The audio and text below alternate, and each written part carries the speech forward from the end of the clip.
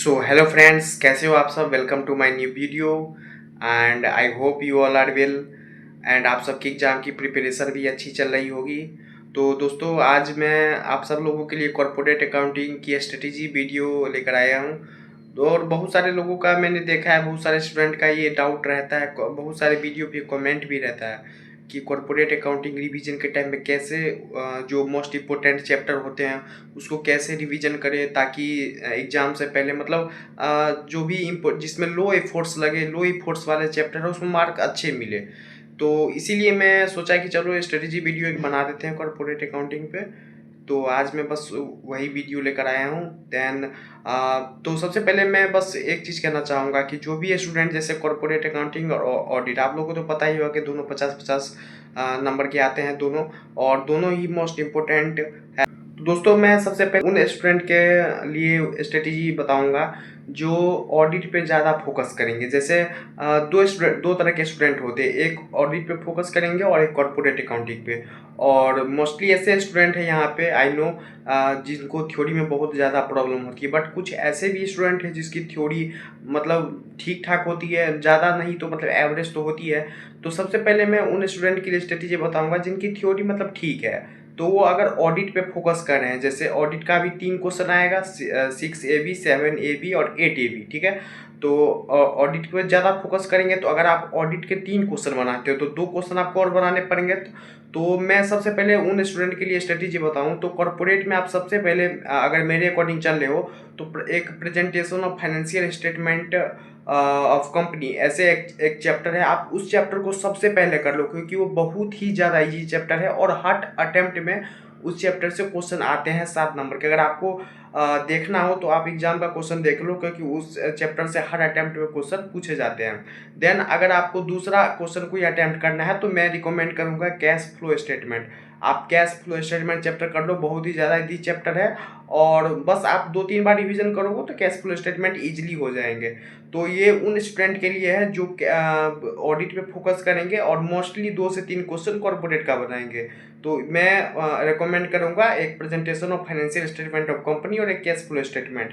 और ओवरऑल अगर मैं बताऊं कि आप कौन कौन सा चैप्टर कर लो तो एक presentation of financial statement of company, एक कैश फ्लो स्टेटमेंट जो हर अटेम्प्ट में पूछे जाते हैं, और तीसरा बैंकिंग कंपनी, क्योंकि बैंकिंग, इलेक्ट्रिसिटी कंपनी और इंश्योरेंस कंपनी तीन चैप्टर है, बट जो सबसे ज़्यादा मोस्ट इम्पोर्टेंट चैप्टर है वो है बैंकिंग कंपनी। तो आप बैंकिंग कंपनी कर लो, 3 चैप्टर हो गए। देन उसके बाद अगर आपके पास टाइम है, अभी आपको लगता है कि मैं एफर्ट्स लगा सकता हूँ, देन आप एक शेयर और डिबेंचर वाला चैप्टर है, उससे हर अटेम्प्ट में 14 से 15 नंबर का क्वेश्चन आता है, आप वो कर लो। अगर आपके पास नहीं टाइम है तो आप ये 3 चैप्टर कर लो एंड देन अकाउंटिंग स्टैंडर्ड कर लो, बस आपकी इजीली 30 नंबर स्कोर हो जाएंगे इसी चैप्टर से, ठीक है।